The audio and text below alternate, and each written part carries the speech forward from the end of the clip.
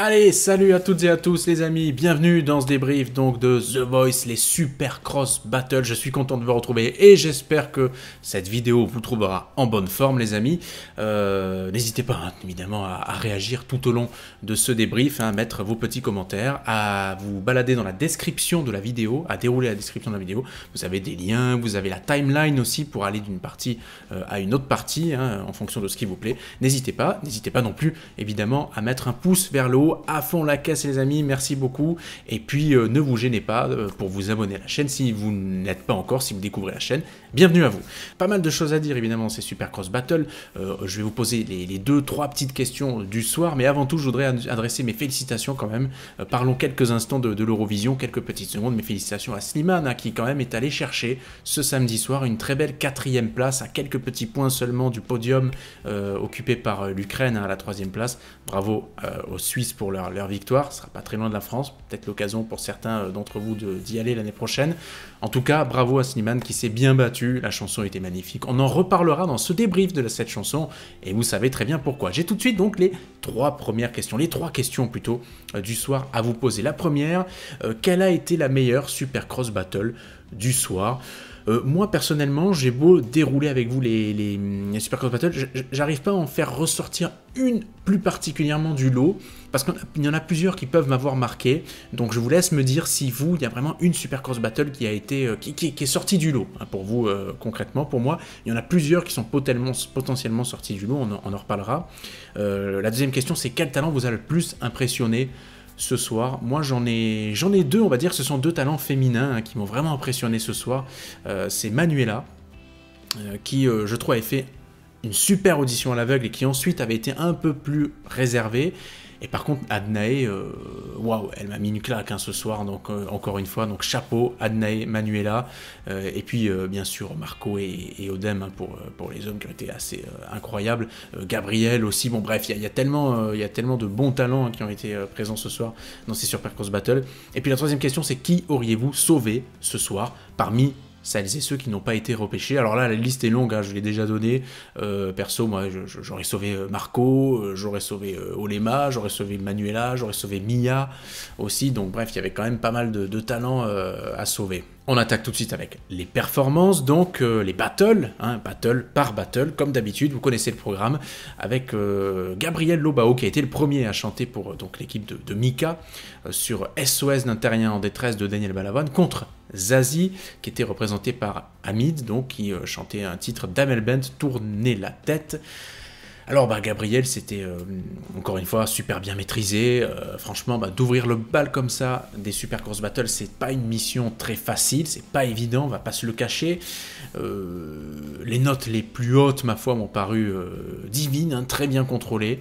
C'était presque lyrique, même encore une fois, c'était même lyrique par moment. Donc c'était vraiment très très bien du côté de Gabriel. Et puis du côté d'Hamid, il a assuré, je trouve, dans sa performance. C'était bien chanté, c'était incarné. Mais il y a quand même évidemment une différence assez évidente dans le potentiel des capacités vocales entre Gabriel et Hamid, et le choix de Gabriel choisi donc à plébiscité par 67% des voix, donc publiques, et les fameux 10% de Jennifer. Vous savez qu'elle comptait pour 10% des votes globaux ce soir, donc de chaque battle. Bon, Gabriel, 67%, ça me paraît quand même assez logique qu'il poursuive l'aventure et qu'il se dirige donc vers les demi-finales, le premier qualifié pour les demi-finales. Ensuite, on avait Vianney qui a appelé donc Marco pour chanter L'envie d'aimer. La chanson évidemment mythique des 10 commandements et du regretté Daniel Lévy, contre Iris, donc qui représentait l'équipe de Big Flo et Oli, qui chantait La Quête, du regretté également Jacques Brel, divinement interprété, je le dis assez souvent, donc par Johnny Hallyday en concert à plusieurs reprises. Donc sacré battle. C'est vrai que tout à l'heure je me disais s'il y avait une battle, ouais, c'est vrai que celle-là au niveau de l'intensité vocale elle était quand même assez costaud. Bon, Marco, encore une fois, c'est du Marco, c'est une masterclass, je trouve. Ça montait tellement haut dans les aigus. J'avais presque oublié, en fait, depuis les semaines précédentes, que Marco était capable de monter si haut dans les aigus. C'était assez impressionnant. Et la performance était presque écrasante. Alors derrière, pas évident forcément pour Iris de gérer la chose, mais elle livre une très belle performance, c'est une très belle interprétation de la quête. J'ai rarement entendu une femme chanter cette chanson-là, donc c'était assez, j'étais curieux de l'entendre et je trouve qu'elle s'est très bien débrouillée, même s'il y avait quand même par moments du stress, ça semblait assez évident. Par moments, c'était peut-être un petit peu moins maîtrisé, un peu moins bon. Et si j'avais dû voter, si j'avais pu voter, si j'avais pu choisir, moi j'aurais choisi personnellement Marco, même si Iris a beaucoup de talent, mais à ce niveau-là, je le redis, ça se joue vraiment sur des détails, hein, les amis. Mais bon, choix étonnant, Iris, plébiscité par 64,7% eh bien, des voix cumulées. Iris chante super bien, je le redis, mais pour moi, Marco devait aller en demi-finale. Alors, évidemment, sans critiquer qui que ce soit, sans remettre en cause quoi que ce soit, je me pose des questions. Je me dis pourquoi Marco n'a pas été choisi. J'ai du mal à trouver les réponses. Voilà, peut-être que vous en avez à ma place, mais je trouve ça dommage parce que il aurait vraiment mérité sa chance pour aller en demi-finale. Mais Iris mérite également d'aller en demi-finale, bien sûr, mais voilà, on avait deux super voix qui s'opposaient. Malheureusement, le coup près est tombé sur Marco et c'est bien dommage. En tout cas, je lui souhaite le meilleur à notre Marco.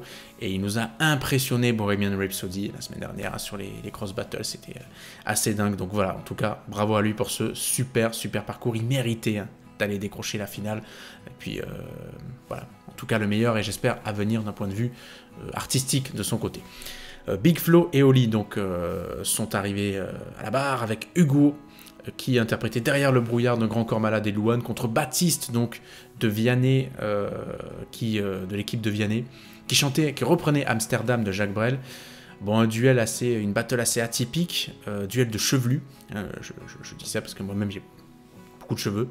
Mais je trouve que c'était bien Hugo encore une fois avec sa personnalité, mais il a peut-être été un peu débordé par l'émotion. On sait qu'on l'attend pas forcément dans le registre de la grosse voix, hein, de la super performance vocale. Hugo, c'est pas là qu'on l'attend, donc on va pas le juger là-dessus. Pour moi, Hugo a assuré sur la partie rap. Vraiment, les mots, il les interprète super bien.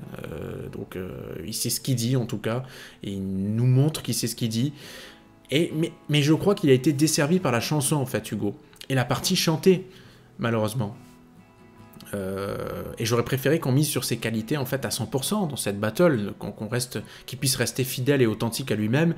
Et donc j'ai trouvé ça un peu dommage qu'on choisisse cette chanson pour lui et qu'il y ait cette partie chantée. J'ai peur que ça l'ait desservi.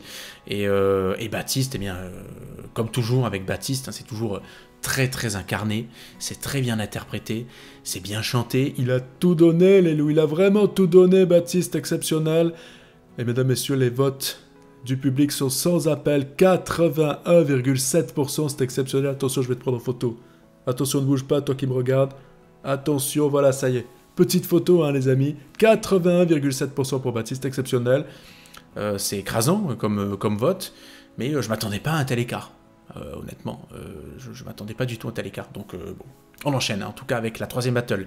Mika et Flora, donc Flora qui se défendait sur All by Myself, évidemment on a tous entendu Céline Dion sublimer ce titre, hein, donc cette chanson iconique, et puis Vianney lui avait mis en opposition Odem, hein, à Flora, donc c'est un duel de super voice, hein, c'est le cas de le dire, avec Les Murs Porteurs de Florent Pagny, une chanson, sur le coup je me suis dit c'est une très belle chanson, j'aime beaucoup cette chanson de Florent Pagny, mais je me suis dit c'est peut-être un peu piégeux, en tout cas pas sur le coup, après coup, je me suis dit merde, c'était peut-être un petit peu piégeux. Alors Flora, que moi je voyais parmi les très grands favoris, peut-être les 2, 3, 4 meilleurs dans cette saison de The Voice, et bien pour la première fois m'a laissé une sensation m'a plutôt donné un petit goût amer sur cette performance. C'était très bien chanté, la voix était là, mais par moments j'ai l'impression que ça a failli flancher, et qu'elle était en fait rattrapée par l'enjeu. Flora, il ne faut pas oublier qu'elle a 16 ans. J'allais dire c'est presque une gamine, je trouve que c'est un peu péjoratif de dire ça, mais c'est une très jeune femme. Et justement, je trouve que elle s'attaquait peut-être à un trop gros morceau, elle est peut-être trop jeune encore pour pouvoir chanter ça et incarner ça, et peut-être se détacher aussi de l'enjeu de The Voice pour pouvoir mieux chanter et interpréter sa chanson. Et c'est dommage parce que Flora, j'aurais tellement aimé la voir aller au bout en fait de cette aventure, à minima en finale. Et je me dis, C'est vraiment, vraiment, vraiment dommage. Mais en face, on avait Odem. Le chant corse et tout, ça a été souligné, c'était très bien, évidemment, ça a amené la petite touche d'originalité, mais vous avez compris que ce n'est pas pour ça qu'il a été, évidemment, choisi par le public, et par Jennifer, hein, qui a quand même quasiment fait pencher la balance. Hein. On a compris qu'évidemment, c'était pour sa capacité, sa résurgence aussi, sa résilience à revenir encore dans The Voice, puisqu'il avait participé une première fois. Et bon, bah, très très bonne perf d'Odem, ma foi, quelle voix. C'est un peu redondant, hein, ce que je dis, parce que je le dis à chaque fois qu'il interprète quelque chose, c'est comme pour Marco par exemple, mais quelle voix, voilà, quelle voix, what a voice, comme disent les Américains. Mais voilà, c'était super de la part d'Odem, et ma foi, 55,55% des votes, 55,5%. Ça s'est pas joué à grand chose parce qu'on avait deux super voix. Flora aurait pu passer, Odem est passé, enfin voilà, c'est dommage. Bon, en tout cas, j'aimerais voir les deux aller plus loin. Malheureusement, il n'y aura que Odem qui ira loin des deux, donc c'est dommage, mais tant mieux pour Odem et puis tant mieux pour le spectacle, bien entendu, qu'il y ait une super voix comme ça qui puisse continuer. Zazie ensuite avec Alphonse, qui pour le coup lui n'est pas What a Voice, mais qui est vraiment quelqu'un qui a son timbre, qui a un timbre particulier, et qui interprète, qui vit véritablement les chansons qu'il interprète, donc c'est un autre style, c'est autre chose, c'est une autre proposition. Alphonse qui venait avec le fils à papa, donc de Vianney, une chanson plus moderne, hein, du coup, qui était opposée donc à Olema, le talent de Mika, sur l'hymne à l'amour d'Edith Piaf. Magnifique choix de chanson, évidemment. Alors, Alphonse, c'était toujours très interprété, mais pour moi, le truc, c'est que même si il vit bien ces choses, il arrive peut-être à même transmettre son émotion, etc. Pour moi, le problème, c'est que ça s'arrête là, parce que quand tu vois des Flora, des Odem, des Olema juste après, tu te dis que quand même, Alphonse déjà est à part, et moi je suis moins sensible à ce genre d'artiste. Mais attention, et je vous attends dans les commentaires, hein. Retenez bien et écoutez bien ce passage. Ce n'est pas du tout péjoratif ce que je dis, c'est pas du tout méchant ni critique. C'est juste que moi, je suis moins sensible envers un talent, hein, je dis, comme Alphonse. Voilà. Mais je comprends tout à fait que certaines et certains puissent l'être. Je comprends, on n'a pas toutes et tous les mêmes affinités artistiques, les mêmes couleurs musicales, mais voilà, je suis moins proche, on va dire, artistiquement, musicalement, techniquement, d'Alphonse que de quelqu'un comme Olema, qui derrière nous sort une performance à picorer, j'ai envie de dire, c'était vraiment doux, c'était très bien interprété encore une fois, et ce que j'ai trouvé intéressant, c'est qu'elle ne cherchait pas pour le coup la surperformance vocale, c'est-à-dire dire Alphonse est passé, moi je vais l'écraser vocalement et tout, non, elle n'était pas dans cette posture-là, elle cherchait pas à écraser la chanson ni à écraser Alphonse, et ça j'ai trouvé que c'était plutôt bien. Et Alphonse a été choisi donc à 58,7% des voix, ça c'est évidemment pour moi l'une des très grosses surprises, parce que je voyais aussi Olema aller quasiment au bout, hein, de cette aventure, mais je voudrais revenir, en tout cas bravo à Alphonse, et puis on verra ce qui nous chantera la semaine prochaine. Je voulais juste revenir sur un coup de gueule de la semaine dernière, parce que j'ai été vraiment dégoûté d'un commentaire qui passait sous les vidéos. Vous vous rappelez que la semaine dernière, Olema était opposée à Déborah, et que j'avais trouvé justement Déborah divine, qu'elle m'avait vraiment plus convaincu, davantage convaincu sur la performance du soir, que Olema, qui pour la première fois m'avait un poil déçu sur sa performance, alors qu'elle m'avait impressionné depuis le début. Et j'ai été traité tout simplement de raciste dans un des commentaires, et je trouve ça déplorable, je trouve ça lamentable, c'est juste catastrophique, juste parce que la semaine dernière, je n'ai pas assez encensé Olema. Mais c'est un truc de fou, la personne qui écrit ce commentaire, mais il faut vraiment qu'elle aille se faire soigner, sans déconner. Parce que c'est incroyable, quoi. C'est vraiment incroyable. Et le problème, c'est que ce genre de personnes qui écrivent les commentaires, qui me traitent du coup moi de raciste, sans me connaître, sans savoir ce que je fais, sans savoir quelle est ma vie, sans savoir où j'ai étudié, ou ces choses-là, ni même où je vis, cette personne-là, c'est le genre de personne qui va pousser des personnes comme moi, par exemple, du coup, on est obligé de le dire, le blanc, machin, qui juge les performances de personnes qui sont pas blanches, entre guillemets, voilà. Elle peut pousser des personnes comme moi à faire attention à ce qu'elles vont dire de certains candidats ou candidates, par peur de froisser, justement, parce que... Non, mais le délire, il est incroyable. Là, les amis, on est dans The Voice, on est tous égaux, on considère tout le monde comme la même manière, on vote uniquement... On débriefe, on critique positivement à critiquer, c'est pas un terme négatif, hein, forcément. On fait le débrief, on critique les performances de tout le monde, de gens qui viennent de tous horizons, de toutes couleurs, de toute catégorie sociale, on n'en a rien à faire, on fait aucune distinction, tout le monde est pareil. Et donc il y a des gens en commentaire qui, parce qu'ils sont fanatiques d'une personne, et que nous, pour une fois, on va tempérer, on va dire « Ah, moi je l'ai adoré jusqu'à maintenant, mais là, elle m'a un peu déçu », enfin voilà, j'ai trouvé ça fou, je voulais juste pousser un coup de gueule là-dessus. Ensuite, on a Mika, qui a envoyé Mia affronter Lise, le talent de Zazie. Mia qui commençait, duel de Marseillaise, hein, il me semble, hein, c'est ça. Mia qui commençait avec Dirty Diana de Michael Jackson. Et je suis super content que Mia ait choisi cette chanson. C'est pas une chanson qu'on a beaucoup l'habitude d'entendre à la télévision dans une émission grand public à 1 heure de grande écoute. Donc, et c'est une chanson qui est super, qui est très dure à chanter. Et je salue ce choix, bravo, de Mia et de la production.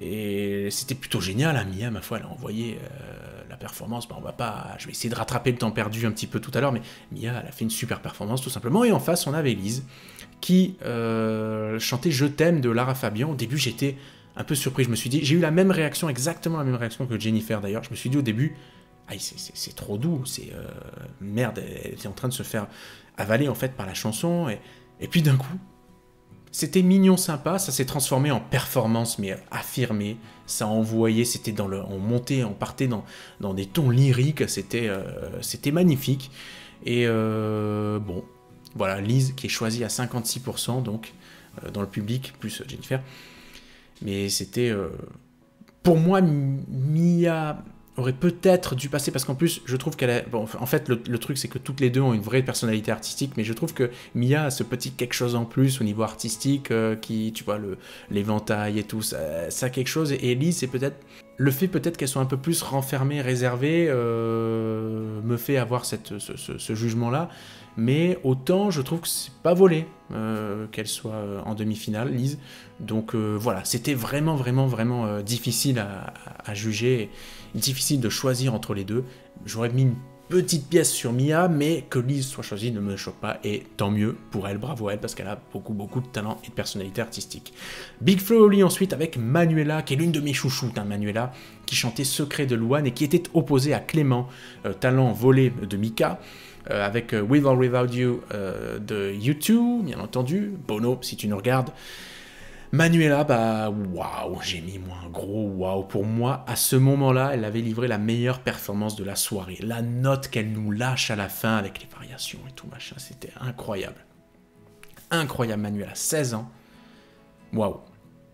Autant Flora, malheureusement pour elle, a été un peu rattrapée par l'enjeu, autant on a l'impression, et d'ailleurs Big Flo et Oli lui ont dit, hein, autant Manuela, vraiment, elle a appris des erreurs de Flora, j'ai l'impression, du coup, et elle a, conquis la scène, c'était incroyable, super performance. Et puis derrière, Clément, passer après Manuela, c'est juste horrible, hein, c'est trop difficile. Clément, j'ai pas été, encore une fois, incroyablement convaincu par lui, même si la performance était très bonne, qu'il a du talent, et qu'il se révèle, et surtout, chose intéressante chez Clément, c'est qu'il progresse de semaine en semaine, mais j'ai clairement été moins convaincu. Pour moi, c'était un grand oui pour Manuela. Mais non, Clément a été choisi à 57,5%, comme quoi, voilà, il y a des surprises, c'est comme ça. Mais bravo à Clément. Dommage, malheureusement, par Manuela, c'est le coup près des Super Cross Battle, et c'est dommage qu'elle ne puisse pas accéder aux demi-finales, mais je lui souhaite le meilleur, évidemment, pour la suite, mais je suis très déçu qu'elle ne puisse pas continuer, quoi. Et puis ensuite, enfin, plutôt, on avait Maeva, talent de Vianney, qui chantait Shallow, donc célèbre tube de Lady Gaga et Bradley Cooper, Star is Born, contre Adnae, donc Adnae, talent de Big Flo et Oli, qui chantait Mon amour de Slimane. Et oui, chanson chantée le soir même, donc, même si The Voice était enregistré, mais chantée le soir même, donc à Malmö, en Suède, pour l'Eurovision. Maeva, c'était bien, c'était très bien, Shallow, mais c'était même super. Et là, encore une fois, ça se joue sur des détails, parce que, à part dire qu'elle est super, je peux pas beaucoup dire de mauvaises choses, si ce n'est peut-être, si vraiment je dois chercher un truc, c'est qu'elle en a peut-être trop mis dans la performance, et ça l'a peut-être un peu desservi. Disons qu'elle s'est pas assez contenue, et peut-être que ça l'a desservi dans la performance, à la fois la performance et la douceur dégagée par Adnae, qui pour moi est clairement, je pense, le talent féminin de cette saison qui mériterait d'aller au bout. Si je devais en retenir qu'une, c'est pas facile, hein, vous me demandez voilà. Mais c'est vraiment incroyable, Adnae, ce qu'elle a fait, je suis waouh. Franchement, c'était super, c'était une performance divine, elle a super bien repris cette chanson, elle y a amené son interprétation, bon voilà, c'était une sacrée performance quoi. Et bravo à elle, elle a été choisie par 54,3% des voix au final, et c'est bien mérité, en tout cas pour elle. Même si Maeva, c'est un petit pincement au cœur quand même, c'est vrai que je pourrais la rajouter à la fameuse liste de celles et ceux qu'on aurait aimé sauver, mais c'est vrai qu'à ce niveau-là, ça se joue à des détails. Mais en tout cas, on en a terminé avec ce débrief, j'espère que ça vous a plu, j'espère que vous avez pris du plaisir à le regarder. N'hésitez pas, hein, je le redis, pouce vers le haut, les commentaires, voilà, j'ai poussé mon petit coup de gueule hein, tout à l'heure, vous l'avez vu. Je suis content de l'avoir fait parce que je reste encore sur les fesses hein, de ce que j'ai pu lire la semaine dernière dans un commentaire. Mais bon voilà, c'est comme ça, il y a des gens qui sont très que je comprends pas, que j'arrive pas à comprendre, et c'est dommage parce que on est malheureusement dans le temps des divisions absolument partout. On l'a vu aussi avec les polémiques qui se sont passées sur l'Eurovision, alors qu'on est censé être dans le temps de l'union. C'est comme ça, c'est dommage, malheureusement c'est notre époque et il faut s'y faire. En tout cas les amis, je vous embrasse toutes et tous bien fort, prenez bien soin de vous, faites attention à vous, bon courage si vous bossez, et puis profitez bien comme d'habitude si vous travaillez pas, si vous êtes en repos, si vous partez un petit peu en vacances, voilà. Et puis je vous dis à la semaine prochaine pour le début hein, de ces demi-finales de The Voice, pour les demi-finales de The Voice, et à la semaine prochaine. Allez, ciao les amis.